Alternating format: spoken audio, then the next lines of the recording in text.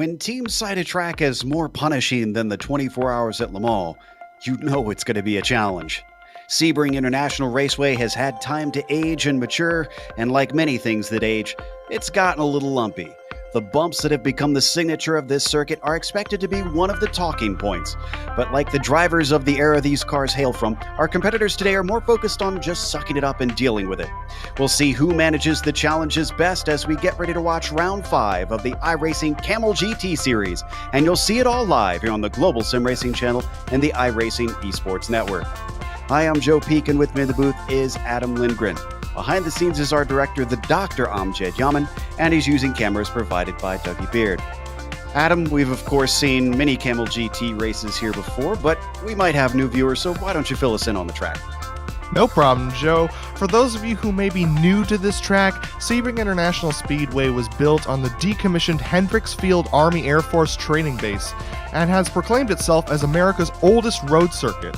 Sebring clocks in at about 3.74 miles or 6.02 kilometers of mixed asphalt and concrete in its modern configuration, and it is one unique track. While this circuit has undergone extensive renovation over the years, it has maintained one crucial element. As Joe mentioned, the ever-bumpy, ever-tense concrete slabs of Sunset Bend and the front straight.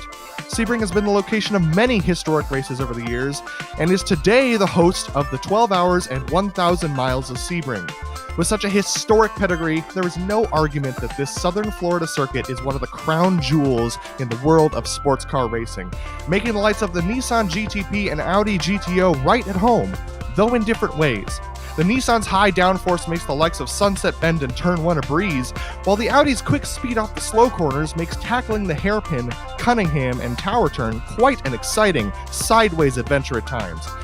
But enough chit-chat about this legendary course. Let's get right to the action and take a ride around Sebring International Speedway in our GSRC lap guide.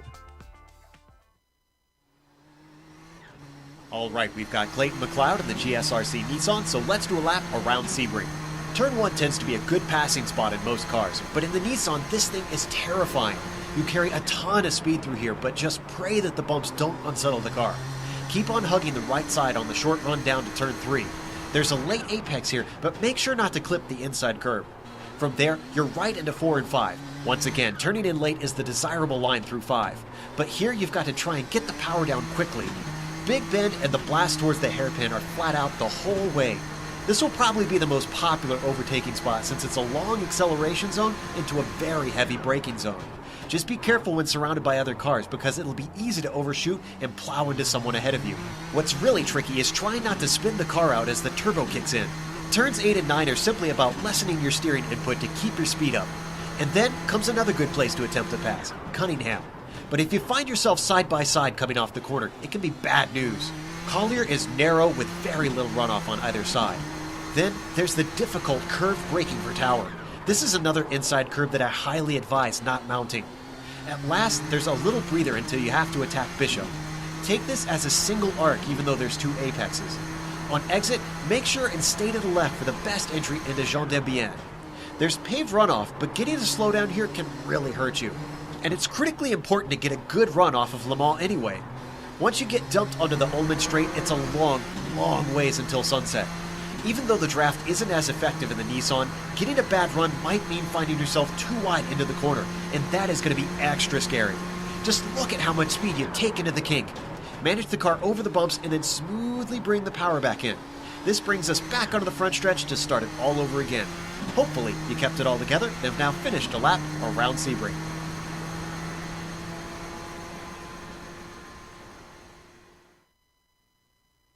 You see the bumps really in action from the onboard view, gives you a sense of how much you're jostled around out here.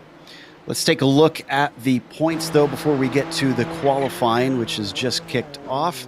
Of course, the GTP is being led by Fabian Gerber with his great rebound this season compared to how Ardo Iamaki seemed to have one over in last season. In fact, you can see Iamaki down in 3rd at the moment. Just hasn't really had a good season to follow up his championship. John Keefe remains in 4th, and Fabian Jungbluth actually jumps up to the top 5 with last round, just within striking distance of P4. Let's look at the GTP lights, and up there at the top. Hideki Visto has got a decent gap back to Johnny Bell, who has just found himself now into the second spot. Johnny's been having a decent season. David Slee is the one that's demoted because of that. There's only 4 drivers competing in the GTP lights this season. Mike Kopak back there in 4th. What about the 2 Audi championships? Adam, what have we got over there? Absolutely. So the GTO standings are similar to the GTP standings in the sense that Rob Olenek is leading right now, and Ben Laughter in second place, 29 points behind, and Milan Arnozzi, after challenging for the championship last season, is down in third, 34 points behind. Closely following behind him, only 4 points behind that, is Nicholas Mukanos from the Dirty Torques Saline team, and then Dennis Neidhart comes in fifth position, 49 points behind. And then for the GTU championship, we have Reed Miller leading with 14 points in front of Caden Bean. Reed's had a really good season so far. Michael Haynes, with his consistency, only 1 point behind Caden Bean in third position. Then you have Sergey Serbin, 1 point behind him in fourth position. A super tight battle there for that second position in the points. And then James Walker in fifth. And if you've never watched the Kamel GT series before, here's a few details about what we're about to witness. We are in round 5. As we mentioned, it is going to be a sprint race compared to last week. We had the Enduro at Laguna Seca, only 40 minutes today. Now, that means that there is no scheduled stop for fuel this time. You can see the scoring gives you 25 points for win. They also, of course, don't have a spare car, so they will not be able to hop into a fresh machine if they get any sort of damage. You got to deal with it and come into the pits, or just stay out there and try to gut it out. Of course, this whole season has been covered by iRacing on their IESN. If you would like to make sure that that all shows up in your feed, all you got to do is subscribe. There's a big red button on their YouTube page that says subscribe, and you'll get all of not just the Kamel GT series, but the official iRacing World Championship series in your YouTube feed. Taking a look at the qualifying that's gone down, well, Fabian Gerber's up there, but Justin Albrecht right now is outpacing him. His second lap just finished, and he was not able to improve. He's still got nearly half a second over Gerber, and that's actually been chopped down to 0.3 of a second because Iamaki now finds himself P2. Hagner, in the meantime, Adam, is dominating even more than that down in the Audis.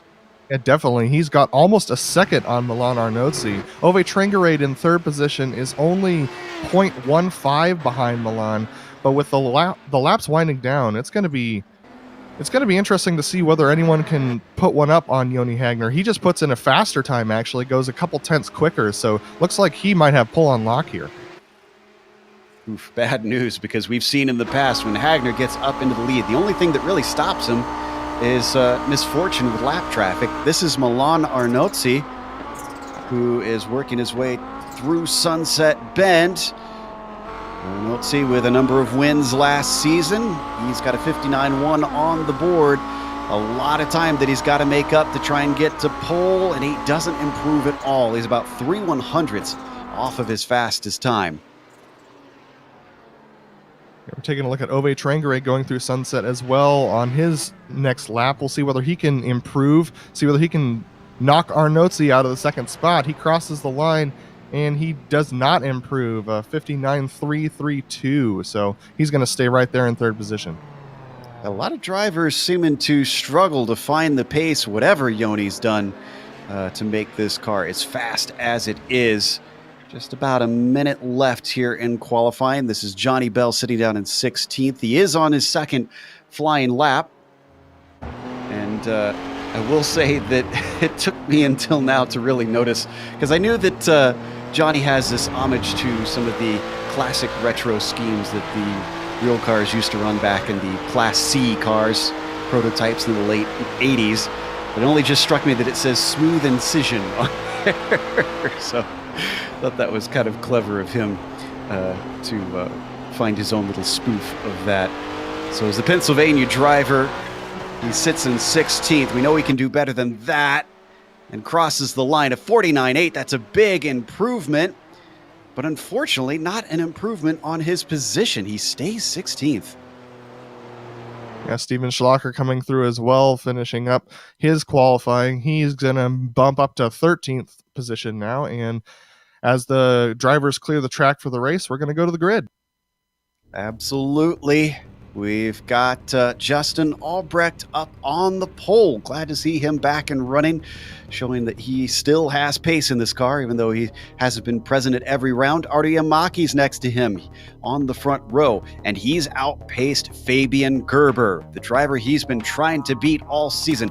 Gerber will start third, and on the outside of him, another fast driver that doesn't always show up all that often, Carl Jansen in row 2.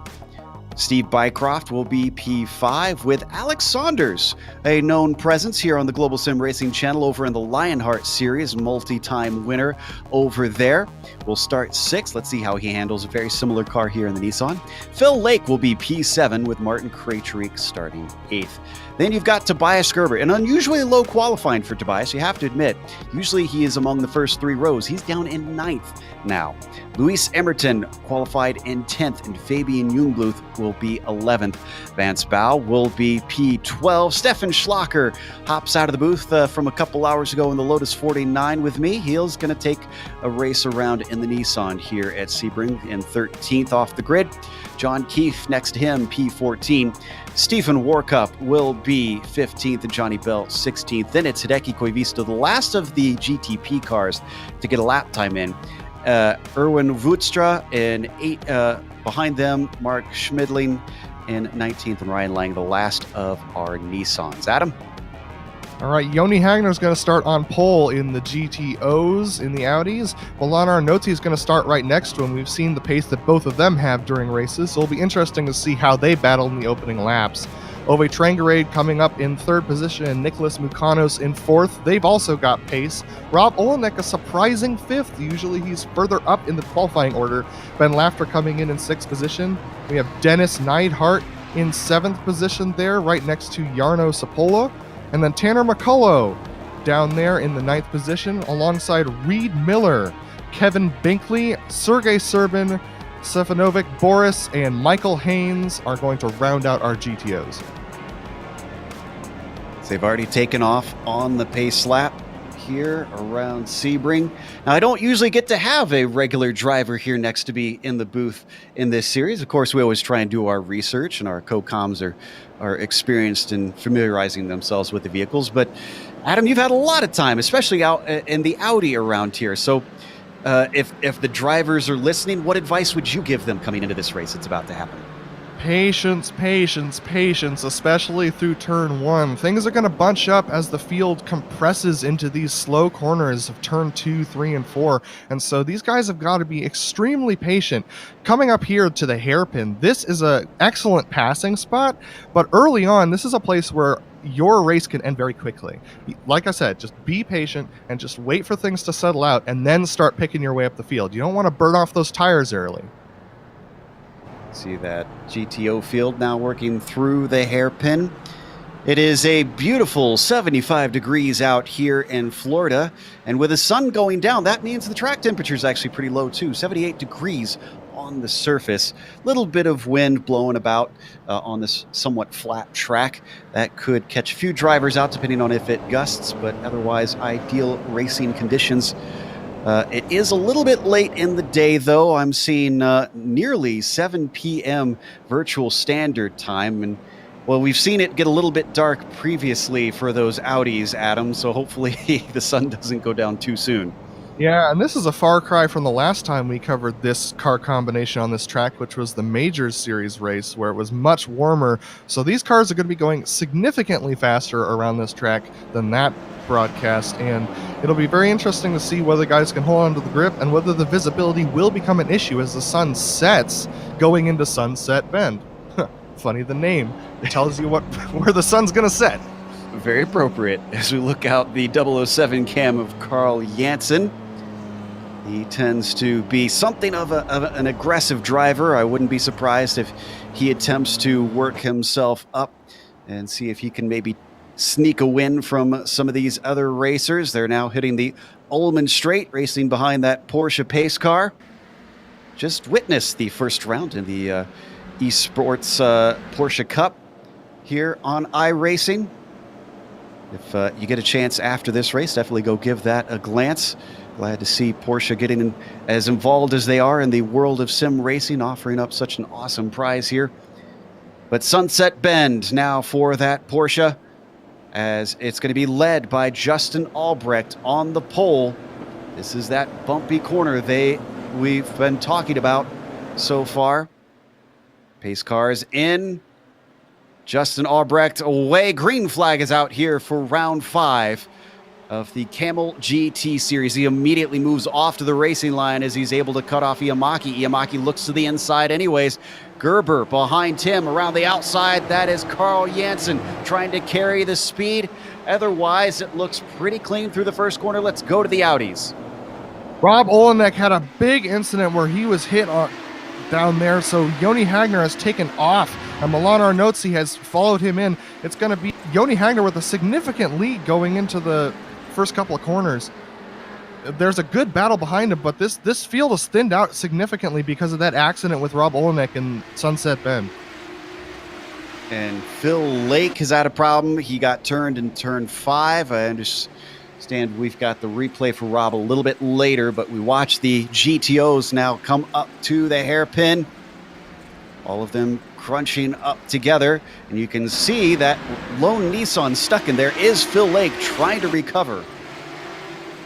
Absolutely, getting stuck behind these cars this early on is really a struggle for the GTPs.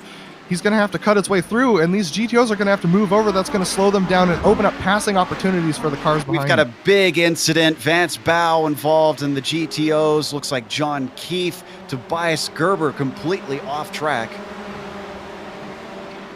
I believe this started with Keefe getting into the back of Gerber. Yeah, looked like they were just trying to slow down for that corner there, and Keefe didn't expect Gerber to slow down that much, and so just carried too much speed in. We've got more cars off now entering the back straight. Yeah, that's 3 GTPs. Stephen Warkup as we come back live. Johnny Bell. Oh, excuse me. We're looking at the replay of Rob Olenek, so we can figure out what happened around. Yeah, Ben Laughter just packed it too hard into Sunset Bend and washed out wide into Rob, and that's an unfortunate situation. As we go on board with Laughter here, we're going to watch him as he hits the brakes here, and with cold tires he just gets a little tight and washes out into Rob, and that sends him around and into the inside. Almost looked like a little bit of ghost contact from my screen, but boy, the leaders in the GTOs have a handful because now they got multiple of the GTP cars trying to work their way through as they fight for the top spots. But we've jumped back up towards the front because this is Albrecht and Carl Janssen. Janssen down to the inside into Cunningham, and he's going to be able to sneak that one away. Up ahead of them, we missed that Arto Iamaki has found himself in the lead ahead of these two. Arto's a hard charger, and we know what he can do with the lead. He tends to take off, and so we'll see whether or not he can maintain it in front of Carl. With those two battling behind him, though, it looks like he has a good shot to pull away a couple seconds. In fact, he already has got a gap of about 1.3, 1.4 seconds over Janssen. Now that Janssen's free of Albrecht, does he have the pace to gun him down? Behind them, surprisingly, Gerber not doing so hot today. He's still in 4th. Alex Saunders in P5 has been applying pressure.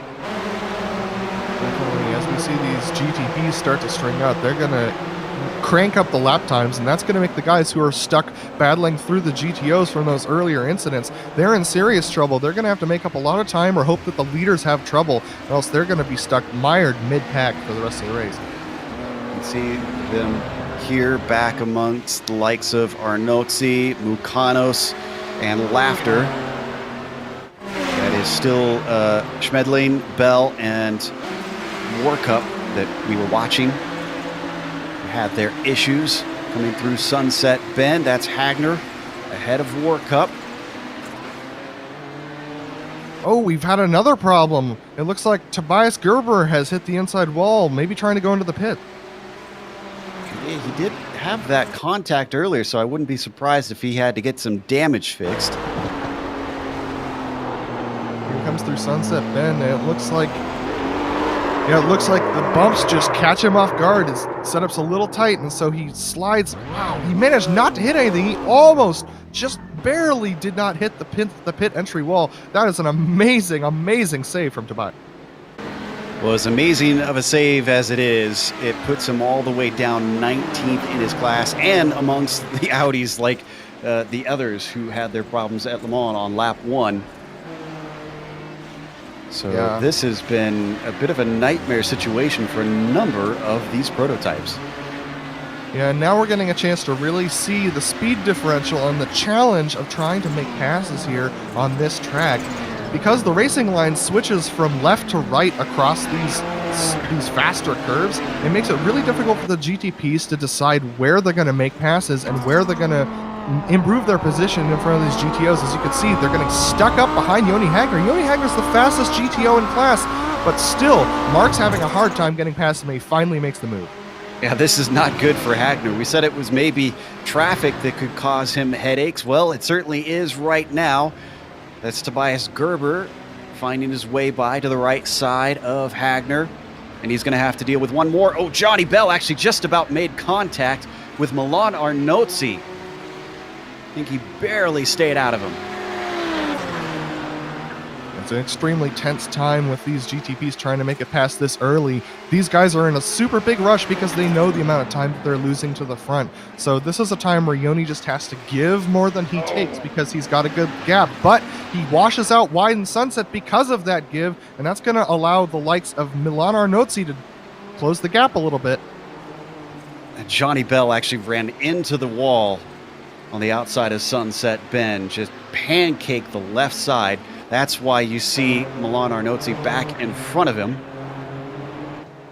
Then we've got this battle for the lead. I asked whether or not Carl Janssen had the pace to catch Ardo Iamaki. I'd say that is an affirmative.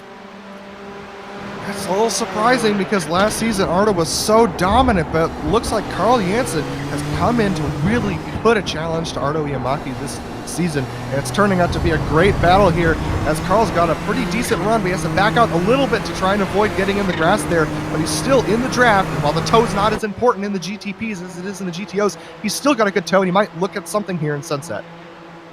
Whoa, around the outside, deep onto the brakes. I said he was an aggressive driver, but that is a fantastic move, and I think he's going to make it stick. Carl Janssen with a stunner to take the lead away. He's still being attacked, though. Here comes Iamaki trying to go around the outside of turn 1. Just doesn't have the grip or the bravery. And all this fighting has allowed Justin Albrecht to cut that gap down to the top 2. I've never seen someone with more confidence than Ardo Iamaki in a GTP, but Carl Janssen has really made that move stick in a way that I've never seen before. That was super impressive. Just unbelievable. All this action has been happening up at the top of the GTPs, and the poor GTOs haven't gotten much visual other than watching the prototypes try to work their way back past them. Well, that's mainly because it's been pretty spread out, it seems, down there, Adam. Yeah, it's definitely been spread out here as we look at Dennis Neidhart in the 5th position trying to make up time on Laughter. Wow, he gets super hard on the brakes, and Ove Trangarate almost overruns him. Looks like Trangarate's going to get a run here. But yeah, these guys got spread out because of the GTPs that were coming through the field. So as the race continues forward, we'll see the guys in the back start to bunch up to the guys in the front a little bit as the pace differentials set into these open setups. Turn 1, we ride on board with Trangarate at the tail of this trio, and I can report that Olenek has since gotten over the chat, and he has told Laughter that that contact was indeed ghost contact, so he's not mad about it, just the unfortunate realities of racing on the internet. Neidhart still giving chase to Laughter down into the hairpin. He's close, but not close enough. And while we're looking at this battle, there's another one back there for 7th position. Sapola has come up on the back of McCullough, and Sergey Serbin's come up on the back of Sapola, and they're all stacked up behind Tanner McCullough right now as they try and make up time from those GTPs coming through. See at the top of your screen, Carl Janssen, since taking the lead, has been off like a shot. He set the fastest lap of the race. He's already almost a second ahead of Iamaki. Let's stay on this battle. Oh, actually, as we watch them work their way through tower. It looks like McCullough is a little loose under braking. He's having a hard time getting the car wound down. Those rear tires are spinning a little bit, and that's the challenge with this four-wheel drive, is that you can really struggle with locking up some different parts of the car, and it feels good to slide around, but it's not the fastest way around the track. You heat up your tires, and then you have a seriously hard time later on in the run. Already 10 minutes into this race, on to the long Ullman straight, and Sebring got a great run. Look at him start to close on Yarno. I don't think he's going to have enough straightaway, though, and eventually he backs out of it. And up ahead of them, we have a serious battle going on right now. Ben Lafter, Dennis Neidhart, Nove Trangerade. Lafter and Neidhart are side by side right now going down the front stretch. We'll see whether or not Dennis Neidhart can make a move here. He goes around the outside. Going to try to make it stick. He's got four-wheel drive in his favor. He is going to be able to keep it side by side, but he's a little bit behind. He's deeper onto the brakes into turn 3. Gutsy move up and over the curb. Dennis Neidhart makes it work, and that moves him into P4.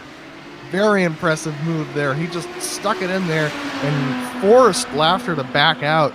That was a really impressive and very racy move, but Lafter's going to try and go for it here on the hairpin. No, he decides better and back. And as that was happening, Stefan Schlacker had some problems through Tower Corner. I think this was all on his own. See, he's returned in 11th place. Qualified in 13th, so he's still up a number of positions. Here's the replay. Oh my gosh, he got super airborne there over the inside of that corner. It's a miracle he didn't hit anything, but that's still going to damage the underside aero a bit, and that might slow him down. Let's watch from bike cross view. Woohoo! Lost it under braking. Bounce around. That's rare that you see these cars bounce that much. Yeah, the suspensions are set a little bit looser here because of the bumps out of Sunset and through down the main straight. So you'll see them bounce around more than they will at most other track. Back live now. Bycroft gets promoted to 8th due to that. Can we go up a little higher in the GTPs? Because Fabian Gerber giving chase on Albrecht for 3rd. Well, he's still got some attention to be paid to his mirrors, because Alex Saunders has been staying right with him, and you can see just how close he's getting in some of these corners. Yeah, Saunders has excellent mid-corner speed, and that's allowing him to carry more speed off the corners than the two guys ahead of him. That's why Saunders has moved up significantly, as you see some weaving happening down the straights. Very interesting strategy. We'll see how it works for him. It looks like Albrecht is going to go for the move on the inside, and Saunders is going to follow him through this contact. Oh, Albrecht tipped around both of them into the barriers, and Gerber is the one that's able to take advantage. He's now up into 3rd. Saunders badly damaged, can't get the car going. Yeah, it looked like Albrecht just didn't realize that Saunders was going for the dive and just decided to turn in. And then they made contact going through Sunset. And if you get these cars upset at all, they're just going to go around. Yeah, he saw one go through. He knew Fabian was to the inside, but I'm guessing he didn't realize that Saunders was going to take advantage as well. I'm surprised after all that weaving that he stayed to the outside and gave Fabian the line. Yeah, maybe there was some altercation that we didn't see earlier that made him a little frustrated, but now that he's going again, it looks like, yeah, Stefan Schlacker is moving up the field. He looks like he's going to try and make a pass here on the damaged Saunders. And there he goes. Yeah, Saunders was able to return, but I think the damage too much, and he's going to pull over, call it a day, and take a tow. Schlacker's got Philip Lake for company now. Philip Lake down quite a few positions from the beginning of the race. He was one of the ones that was caught up early in the wreck that happened going into the final straight, and so he's trying to make up positions as well. So these two are going to be battling for the rest of the race, it looks like. See how Schlacker can withstand the pressure, especially with the performance that Lake has been putting on.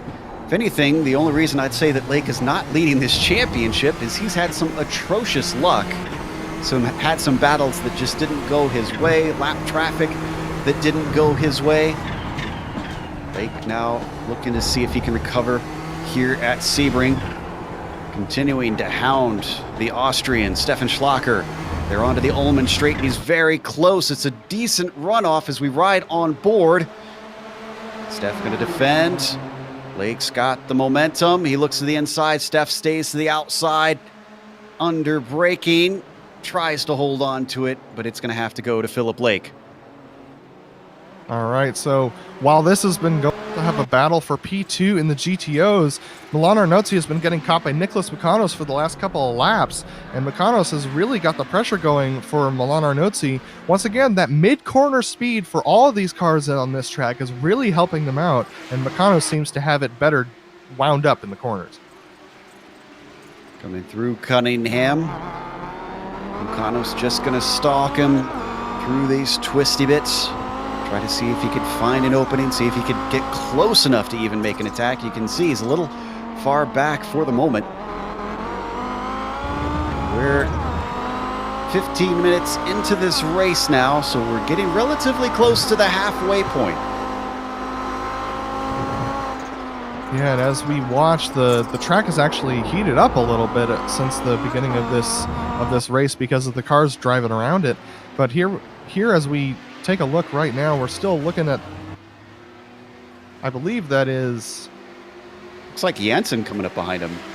Yeah, it's Janssen coming up through, and he's going to make this battle a little bit more interesting by maybe taking a dive down here in Sunset, trying to take that inside line. No, he decides to think better of it and go around the outside. That's a smart move from Janssen. And he's been dealing with all this lap traffic that they are fighting with now. What that traffic in Sunset Bend did is cut down his lead from 1.5 seconds to half a second. So Arturo Yamaki's starting to see glances, some light at the end of the tunnel potentially, that maybe he could get one over Carl.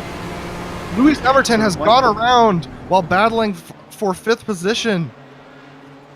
Emerton now in the pits. He's decided to take a tow. That was just a bad...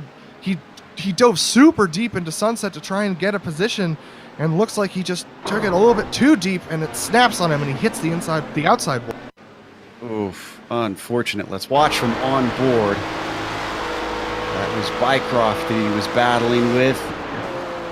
It looked okay, and then, oh, can't save it. Oh, it actually went on his lid, apparently. Yeah, it looks like he was just a little bit too deep into the corner, and the rear tire's spinning a little bit too fast, and it started to come out from him. He tried to save it, and it just snapped on him. Well, the leader, still Carl Janssen up in the GTPs. Down in the GTOs, it is still Joni Hagner. Carl actually started from P4, we should remind our viewers. He has made great work out of the pace that he's got in this race, even if his qualifying wasn't as good as he thought. But we look at Reed and McCullough, and what happened in Collier? It looks like McCullough got tipped, and he took a long time to save it. A little bit too long, unfortunately. Well, that's a first. Yeah, it looks like McCullough decided to take Collier for a ride there. Well, unfortunately, piggyback rides are not free, so eventually Miller had to get off. Yeah, there was just a little tip from, looked like it was a Dirty Torque prototype. Was that Lake, actually? I think that might have been Justin Albrecht, and it looks like that. It seems like he disconnected after that incident, which is interesting because they don't have an incident limit here at this race. Yeah, I'm not sure what happened there. Well, that's a shame for Justin. After putting it on pole and racing within the top 5, his day is over. So is McCullough, it looks like. Heavy damage to that car. We've jumped back to Arnozzi. As much as he would like to put another win in his repertoire, instead he's just battling to keep second in hand. Nick Mukanos continuing to apply pressure. And they have Martin Krejcik coming up behind them, and this is going to make this battle interesting because he's catching them during one of the Audi's least performative spots, and we're going to see where he's going to make the move and how that's going to affect this battle right here. Watch the speed difference as they start going through these turns here. And let's stay with this battle, but Krejcik This is an incredible performance from him, sneaking around the outside into tower. Can't quite out-accelerate the four-wheel drive of the Audi and Bycroft because of that. All over the back of Krejcik now. But Martin starting this race in 8th, running in 4th. This is one of the highest spots we've seen him in a while. It looks like that's broken up the GTO battle quite a bit, but now that the GTPs go by and Milan has to let him by, that's closed it back up. And it looks like Mechanos has a good run now here down the back straight. A good run, but not a good enough run. They break for Sunset Bend, and he's going to have to remain in P3. Meanwhile, we watch Bycroft chase Martin Krejcik out of Sunset Bend down the front stretch. As well as this battle for second in the GTOs. They got one more car behind them. That is Fabian Jungbluth. Jungbluth manages to go around the outside, but that compromises Mechanos' racing line. Yeah, but now Jungbluth is stuck behind Milan Arnozzi, and that's going to make things very interesting. Wow, he almost gets it to the back of him. He's just carrying a ton of speed into these corners and just thinking the Audi's going to move, and it's got to slow down a lot more than you think. And when you're driving these GTPs, the speed difference is quite a bit more than you'd expect, and so sometimes you get caught off guard by it. Now that's Philip Lake behind them. Just can't get a rest from all this lap traffic. Right on board with Mechanos. There goes the likes of Lake. And I think as this has been happening, we had a problem with Stephen Warkup. And this also involved Stevanovic Boris. You can see the damage on the car, both of them making hard contact. This was out of turn 1. This started with Boris losing the car in front of him. Oh, wow. Boris really lost it there coming through turn 1, and that caused War really clobber the outside wall. There was nowhere for him to go.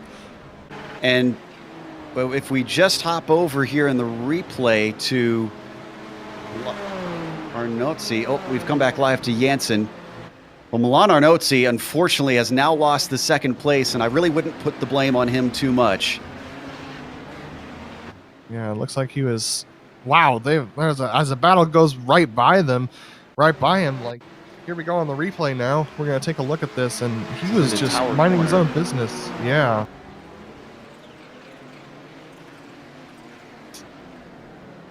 Yeah, and here we go. Was this Lake? I think it was Lake.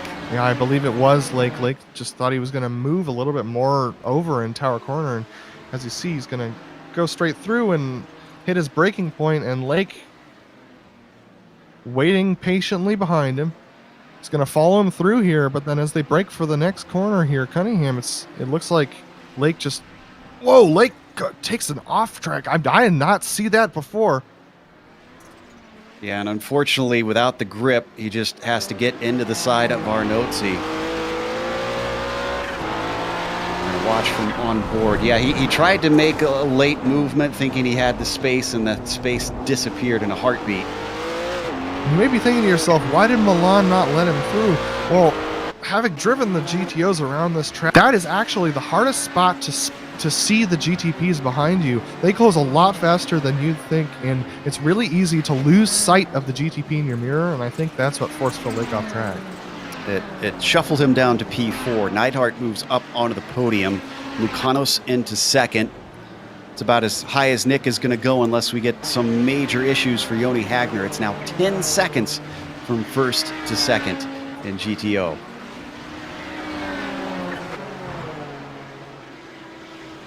It looks like Joni is making a really great run out there. He had a great qualifying. He was about a second a lap faster than everyone else for qualifying, and he's maintained that position now as he continues to push ahead. And as long as he doesn't make a mistake, he's going to hold on to this.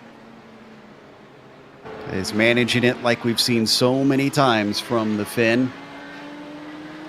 Onto the front stretch to tick off another lap. I wonder if we could go back to 9th place in the GTPs. Stefan Schlacker actually recently got by Vance Bow and has since streaked away. Schlacker with his own issues in this race, still somehow managing up into ninth.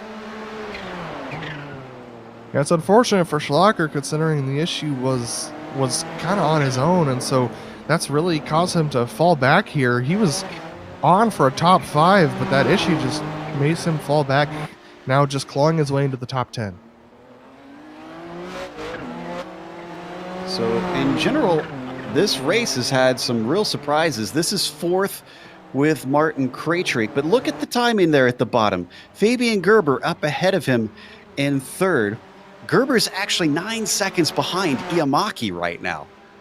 Fabian just, whether it's traffic or his own pace, has had nothing for Iamaki today.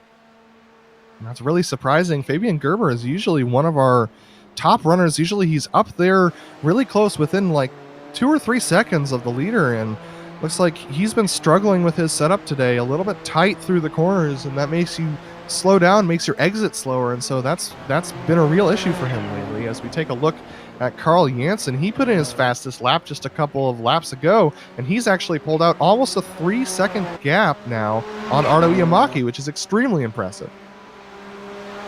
Let's see if they have any traffic in front of them. Nope, it is basically clear road for quite a while. So that's bad news for Iamaki, because Carl at this point can stretch his legs out and really show what he can do in this GTPX. Meanwhile, we jump back down to Bao, who gets back Stefan Schlacker. And Schlacker's not done with it yet. He's going to come back to the inside, down into turn 1. Vance Bao seeing if he can fend him off. I'm not sure that he's going to be able to. He's going to try for an over-under, though. He's not giving up. Oh, a little bit of weaving back and forth, and Steph gets tipped around. Yeah, I'm not sure about how that block would have worked.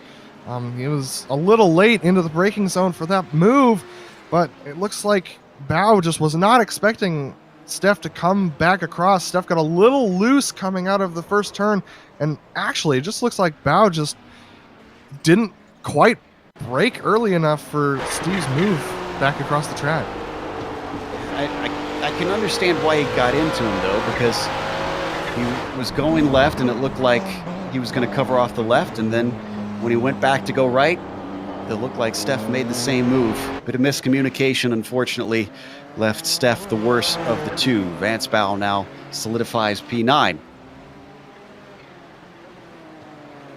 If we could take a look at the P4 and the GTOs, Milan Arnozzi, after that accident with Phil Lake, is now under pressure from Ove Trangarade. Trangarade's been gaining time in the last couple of laps.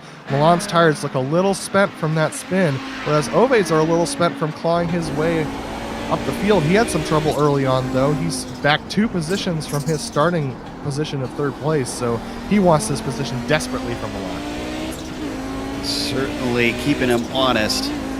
With 12 minutes to go, see if he can do this. Ove, as is typical for him, willing to really get the car sideways in places.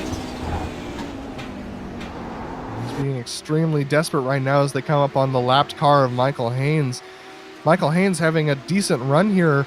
He's being extremely consistent, whereas these two behind him have had their troubles. So it's just interesting to see the differences between the GTU and the GTO classes and what the goals are. These two guys behind him are being extremely aggressive, whereas Michael Haynes knows that if he's just consistent, he can lob a good points day in 10th position.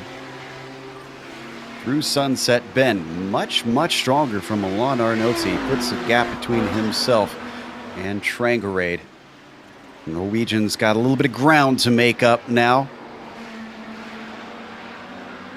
If you're just joining us, welcome to round 5 here of the Kamel GT series here at Sebring International Raceway. This has been a little bit of a wild one. Certainly some moves that may have some discussions take place after the race.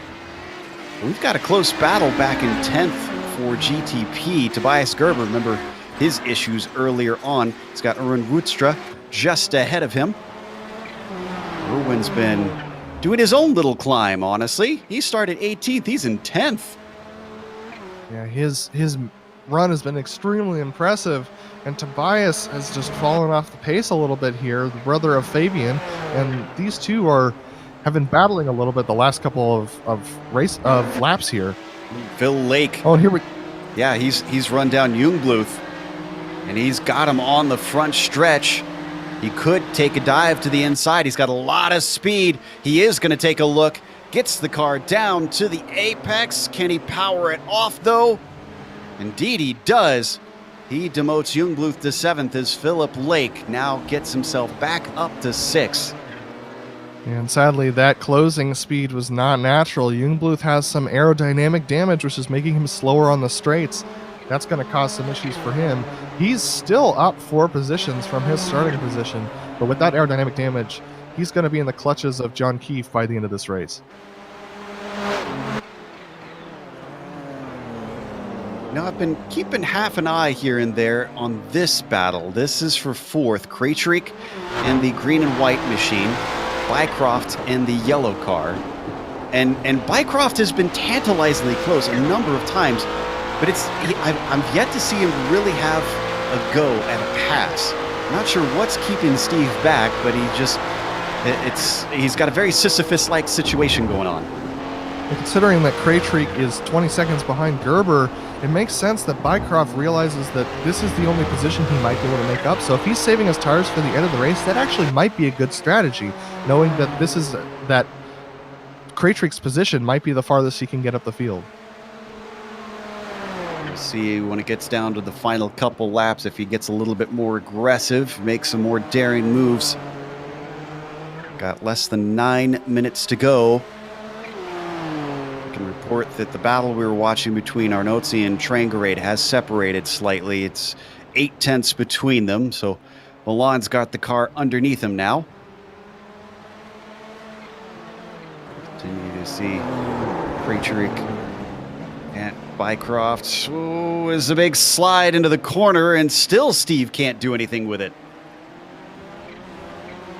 Sometimes when people start sliding like that, you get a little nervous and you back out because you don't want to get hit. It's been 30 minutes in this race, and you've been racing for a long time. You've been fighting for a lot of positions. Jansen had a problem. Sorry to interrupt. Jansen has lost the lead. And it was traffic, and poor Milan Arnozzi. It was almost a carbon copy of what we saw with him and Lake, except this time he didn't wind up in the wall. It was Carl Jansen. We take a look here as they go through Tower Turn. They're gonna come here around these couple of corners here and going into Cunningham. It's the same problem. Milan Arnozzi just does not spot the GTP on the inside, and it looks like Carl Jansen just decides to take the grass instead, and way too bumpy, gets unsettled, and it is a carbon copy, like you said. Yeah, since spinning, you can see how hard he hit. We're going to watch Milan's perspective. As we take a look here, Milan just following the racing line, doesn't realize that Carl's behind him, and then Carl just comes straight across. That probably was a surprise to him, honestly. Yeah, I would think so. And the damage is so bad that Jensen's now lost 2nd as well. Fabian Gerber has gotten by. Iamaki finally thanking his lucky stars that they've been shining on him for once. Yeah, he's not had the best luck this season, but it looks like this race, honestly, fallen into his hands. And so his luck looks to be on a turnaround here as long as he can keep it clean. Well, as they tend to say, you make your own luck in racing, and I'd say he put himself in that position. Unfortunately, Stefan Schlacker has put himself in the pits, and this one was definitely on his own. He spun out of Le Mans and into the concrete barrier. It looks like the turbo lag got the better of him, and so did the grass, and we've seen that accident happen a lot, and it's really hard to carry the speed through Milan as you go down onto the back straight, and sometimes guys just struggle with that. As we take a look at Ardo trying to make it past some lap traffic here on the back straight as well. He sneaks on by Mukanos, who's still retaining 2nd place. Dennis Neidhart has caught him slightly. It's about a 2nd between them, so that could get interesting towards the end, depending if Dennis has anything left in those tires. You know, speaking of catching them, Fabian Gerber has made up 1 whole second on Ardo Iamaki that last lap. There's about 5 minutes left in this race, so that would give Fabian Gerber enough time to catch up to the back of Ardo. This race for the lead in GTP might not be over. I kind of wonder if Gerber saw what happened with Janssen, sees that the driver ahead is now the leader, and thinks, well, might as well push if I could get a win out of this one. You see the Austrian, or the DH driver, excuse me, coming through Big Bend down towards the hairpin. It's all going to depend on how they navigate the traffic that's ahead of them. The next car for Ardo Iamaki to pass is Ryan Lang, and he's a lap GTP driver. That makes it even more difficult to pass. Then comes the leader in the GTOs, Joni Hagner. These guys do not have an easy path forward in these last couple of laps. With the laps being just under 2 minutes, there's very few of them left on the board. Let's jump back to 4th, though, in GTP, because Bycroft, once again, getting himself within about half a second of Krejcik. Can he actually do anything with it this time? And we'll see whether it's go time yet for Bycroft. We'll see as they catch up to Carl Janssen. This might be the opportunity for Bycroft to make a pick here out of Janssen and get the pass on both him and Martin. This is effectively going to be for the podium, then. Janssen is absolutely limping around the track. He's trying to pull out of the way for Krejcik, catches him at an awkward spot, and Bishop. Now he can stay off to the left for Steve Bycroft, still compromises his racing line slightly. That worked out a little bit better for Krejcik, it looks like. But not the exit here as Sapola gets quite a bit loose right in front of Krejcik, and Steve Bycroft is going to get the benefit of the draft here. He's going to pull out and go by. He's got significantly more speed here going into Sunset, way too far back to make a move, but these lap cars are going to play a significant factor in the end of this race for sure. Certainly has so far. Now, I see that second place in the GTOs has closed in even more. Mukanos and Neidhart now in the thick of a battle, and look it down into turn 3. I asked whether Dennis had saved anything on his tires, and it certainly looks like he's strong right now. Looks like Dennis has saved his stuff, and Mukanos might be spent. You could see Mukanos getting extremely loose and using that four-wheel drive to grip off the corners. Let's see how they do through the hairpin here, because that's the most telling corner of all for how your tires are doing. Mukanos still a little loose coming in and out, and Dennis Neidhart's still got it wound up. Stays right at the tire tracks of Nick, the Californian, seeing if he could fend off the DH driver. Doesn't make an attempt down into Cunningham. Now through Collier. Thankfully, no GTP traffic for them this time through. Into Tower. Dennis close, but just needs to get that little bit tighter up to the rear of Nick Mukanos if he wants to be able to attack. And I know Dennis, I've raced side by side with him multiple times, and Dennis is an extreme respectful racer. He's going to give you as much room as you need. This might be one of those times where you have to pinch him a little bit to make him make a mistake. We'll see whether he can achieve that. Looks to gun it off the corner. Ooh, this is a good run. Look at how close he's staying, and Mukanos knows it. He's trying to weave to break the draft. It's not going to work. Neidhart is still gaining on him. Takes the inside line down into Sunset Bend. Neidhart breaking a little bit early, staying behind him. Could we see an over-under potentially? Onto the front stretch. He's going to get a second bite of the apple. Another little bit of slipstream, but he's not going to stay within it. They go around the car of Reed Miller. That's a lapped car. Down into the first corner yet again. Nothing doing for Dennis Neidhart. He might have an opportunity on the inside here. He's going to have to be late on the brakes if he wants to do it. But Mukanos blocking it off very well, parking himself in the middle of the track. That's a good defensive line. I'm very impressed with Mukanos' defending right now. And unfortunately, Dennis Neidhart now has Martin Krejcik coming up behind him. We might be on the last lap as well. Keeping an eye on the leader as we continue to stay on this battle. We'll go to them if we get the checkered flag. Two battles come together down into the hairpin. Oh no! And Bycroft gets turned around with a little bit of netcode. Neidhart looks to managed to get that spot away from Mukanos. Not the way that we wanted to see that one settled. And that splits up our two best battles right now. But surprisingly, Mukanos is still hanging on to the back of Neidhart. He might be able to come back and take this from him if Neidhart makes a mistake. The leader, Ardo Iamaki, is coming around Sunset Bend now. If it's the last lap, we'll get the checkered flag, and it won't be. This is white flag this time now for Ardo Iamaki. One more time around. We go back to the battle here with Neidhart and Mukanos. Mukanos hungry now. He gets a pretty decent exit. Neidhart's going to do the same move that Mukanos did, but he's going to decide to stay on the inside and force Mukanos to get out of the draft to make a good line through Sunset. Comes back to the racing line. Onto the front stretch. I'm pretty sure Mukanos is going to want this one back. Right up underneath him. Less than a car length behind, coming down the front straightaway. Just not enough of it. Although he's going to take a look down to the first corner, just a bit of a feint. This GTP coming up behind him is actually Phil Lake, who's now in fourth, we should report, because of all the problems that's happened in front of him. Oh! Both cars having problem. Neidhart tries to turn in and there's a car there, and Mukanos loses it under braking. Yeah, Mukanos just held the brakes a little bit too much, seeing the accident happening in front of him, and that's going to put him right out of this battle. That's going to give Neidhart second position if all else works out for him.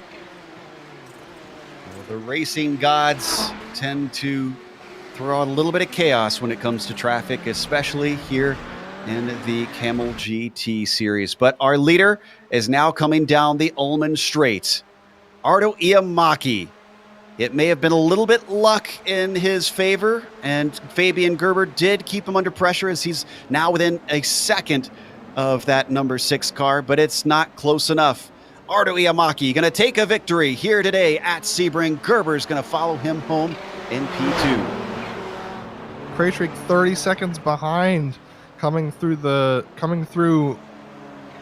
Mans. Coming through the final corner now, yeah. And actually right behind our leader in the GTO, Joni Hagner. Hagner's going to let him by. He's got a 20-second gap to the next car behind, so he really doesn't need it. In fact, he's going to give us a little bit of a show, looking to do that little finish flick through Sunset Bend sideways, using up those tires. He doesn't need them anymore. The number 2 car going to take victory in the GTO. We got a big battle here with Milan Arnozzi and Ove Trangarade. Ove Trangarade going around the inside here. He's going to see whether he can hang on to it. Milan's going to try and challenge him through the final corner here, Sunset Bend. As they go through, they're going to try and battle it out, but it looks like Milan might be out of fuel. Misshift from Milan Arnozzi. Oh, gutting on the final corner. Wow, so that means our podium's going to be Neidhart second, after Hagner and Mukanos taking third. That's going to be the last of our cars crossing the line bit by bit. What a fascinating one. Lots to unpack, and we'll do that during the post-race. But before we get there, we'll have the upcoming races here on our screen, here on GSRC, and then we'll get to the post-race interviews as well as the official results.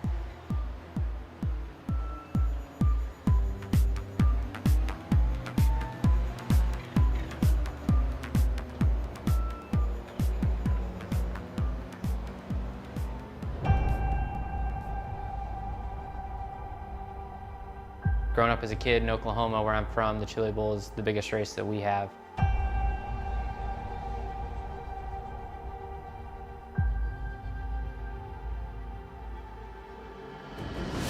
The Chili Bowl has kind of been my favorite race of the year.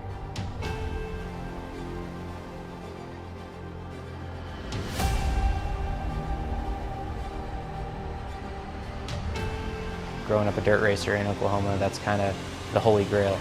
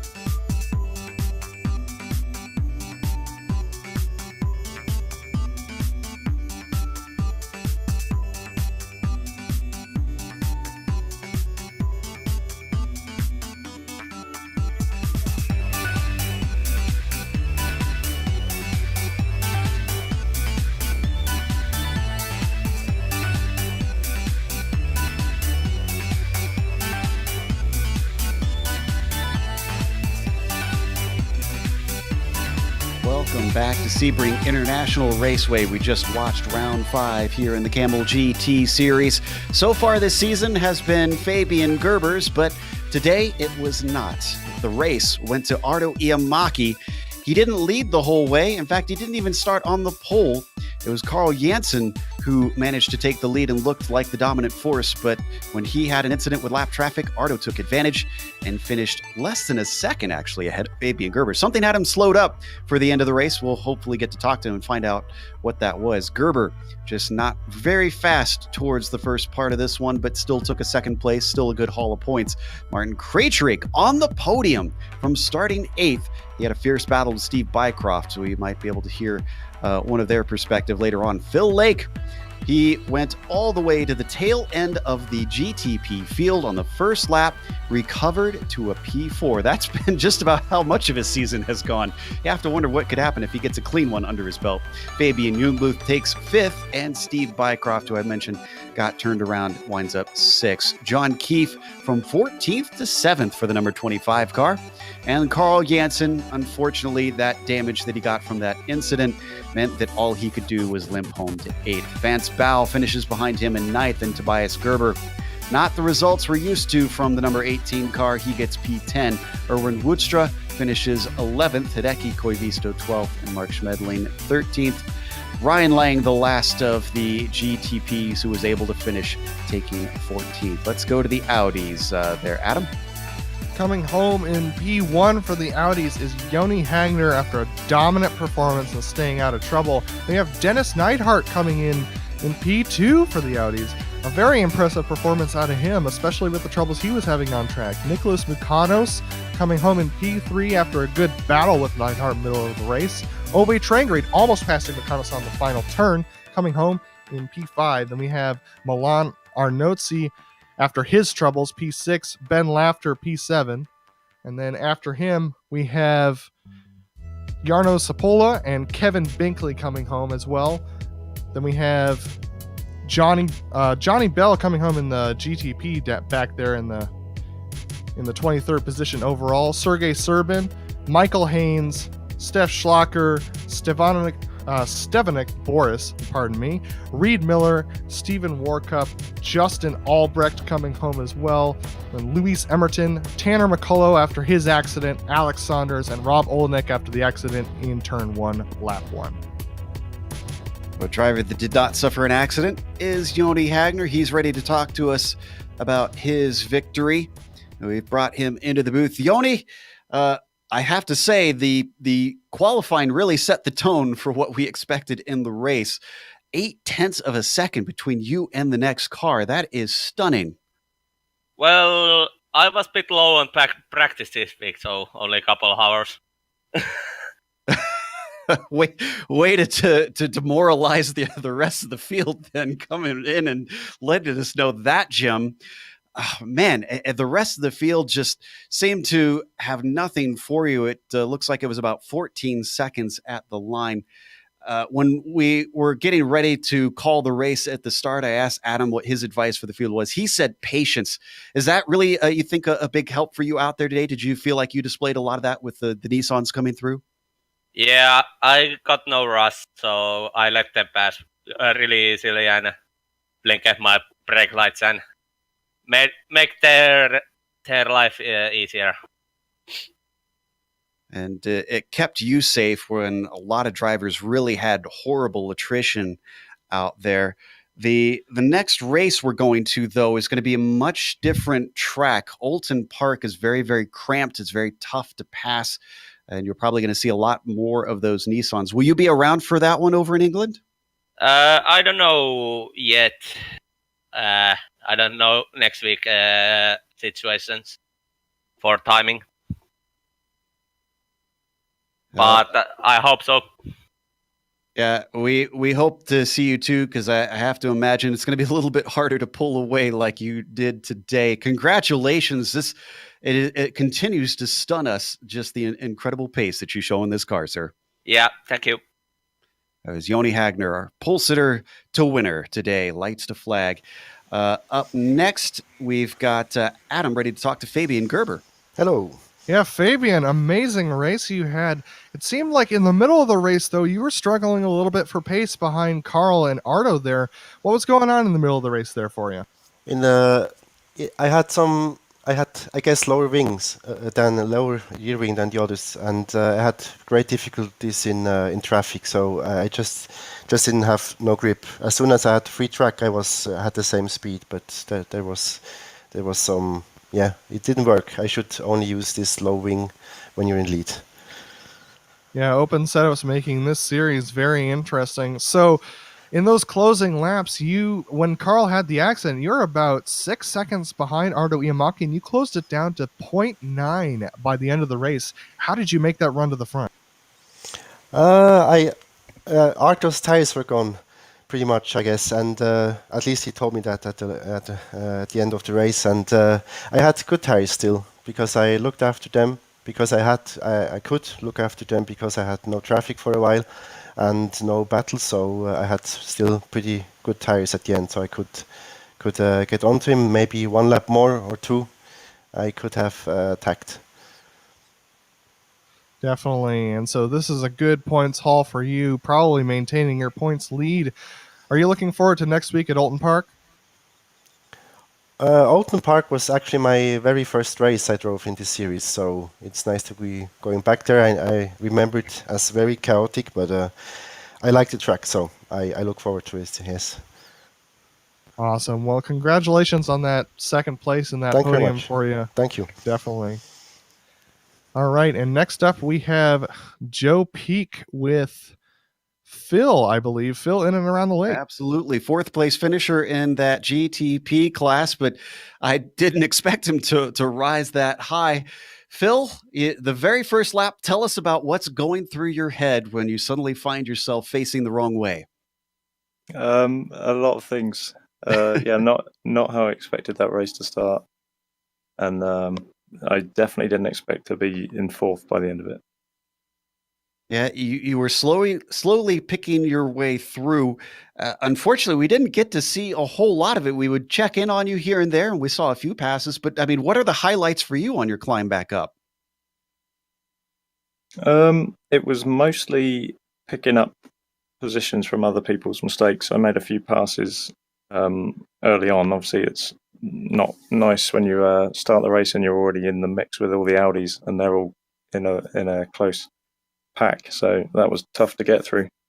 So not many highlights. I need to apologize to Milan because I made a really stupid mistake when I passed him the first time and cost him a few positions. So sorry to Milan. Yeah, we unfortunately saw that one on replay during the race. And I know we've been talking a lot about it in the other two interviews, but I feel like there's just so much to discuss for next week and drivers' anticipation, because we've got the Alton Park without the Hislop. That's one chicane you guys have added in to it. Usually you run with no chicanes. Do you think that'll increase overtaking? Probably not. I think Alton Park is very difficult to overtake. It's my favourite track, but it is super hard to race. You pretty much have to nail the qualifying, and if you don't make any mistakes, no one's going to pass you. I think adding the chicane in might help the Nissans pass the Audis, maybe. Although I think the one we're running is the one early on the straight, so that might not help. Yeah, that probably won't help then. But I'll be in the Audi next week because I've never run there, and it's, like I said, it's my favourite track, so I wanted to jump in my favourite car as well. All right. Well, we look forward to seeing how you fare with that. Again, congratulations on managing an impressive run up to fourth, and we hope to see you next week. Yeah, see you there. Thanks, guys. That's Phil Lake taking fourth. Up next, we're going to close out with Adam talking to Ben Laughter.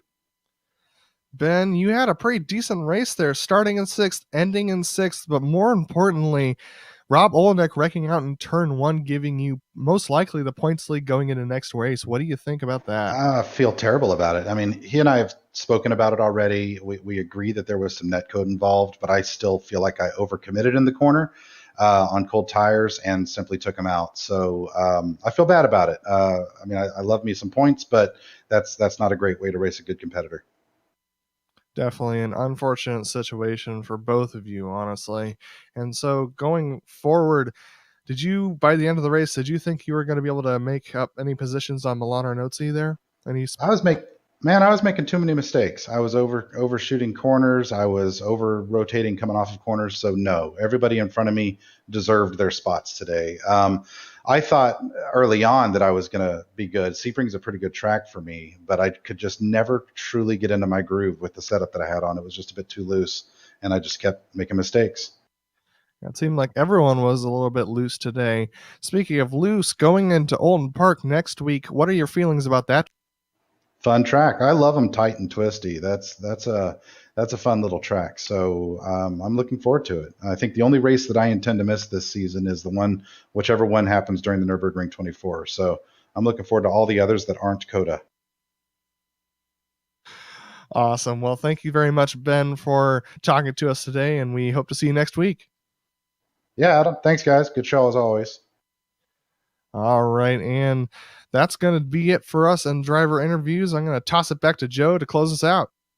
Thank you, Adam. Of course, we usually want to thank a few people. Big thanks to Kamel GT community for coming back for another season of coverage, and also to iRacing for putting us on IESN. We definitely encourage everybody to subscribe to the iRacing Esports Network. Go to the YouTube page and click that big red button. Thanks to the companies that provide the software and hardware for our broadcasts listed here on your screen. And additional thanks to June Lalonde, who provides our wonderful music. See the screen for how to get a hold of more of her great work. Thanks to the team today, Adam, Sean, and Adam, Amjad, and Dougie. Update your script, Joe. If you'd like to find out more about GSRC, including upcoming races, you can find it at globalsimracingchannel.com. You can also check out our social media on Twitter at GSR Channel, Facebook at Global Sim Racing Channel, and Instagram at GSRC_Graham. Next race, as we mentioned, going over to the British Isles for Oulton Park. That'll be Saturday, April 20th at 1 p.m. Eastern. We also have upcoming races for other series listed on the screen, so check those out and mark them down on your calendar. But until next time, race clean, race hard, we'll see you on the track.